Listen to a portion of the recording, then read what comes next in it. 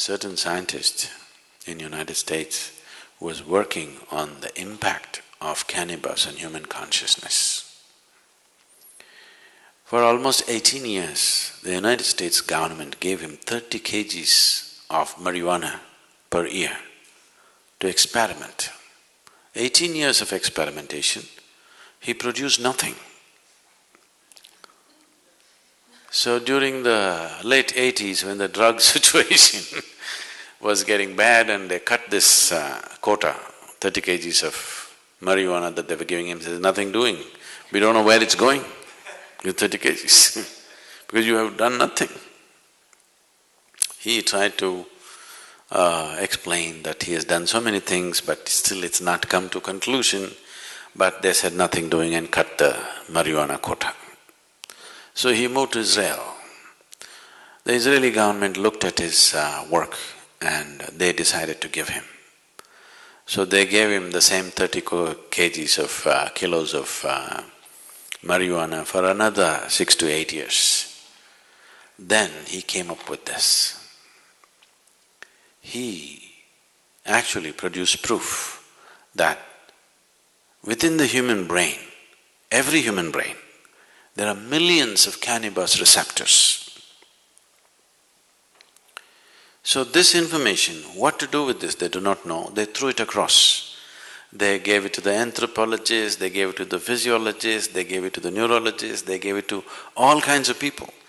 There are millions of cannabis receptors in the human brain. What is the explanation? How? Why? So anthropologists said maybe at some point in history, maybe everybody was doping, which cannot be because in many parts of the world it doesn't even grow.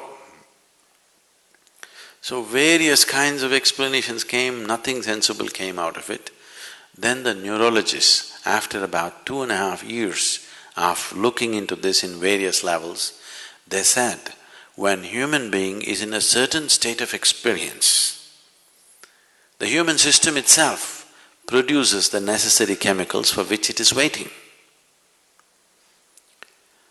So, these millions of cannabis receptors are waiting for you to produce it. Those who could not produce it, they try to put it from outside and damage the system. Look at me, I'm always blissed out. Look into my eyes and say, I'm stoned. Never been on a substance, but always stoned. Because the very system does this. So, in India, there's been enormous, in the yogic systems, there's enormous focus on the pineal gland, you know? You know the pineal gland? For a long time, the modern medicine almost ignored it. They said, there are so many things in this body which we are not bothered about, it's because it's not concerned about day-to-day health situations. Today, the maximum that they have come to is, they are beginning to say the secretions of the pineal gland, if they are on, if they are active, there will be no mood swings in you. That's not the point.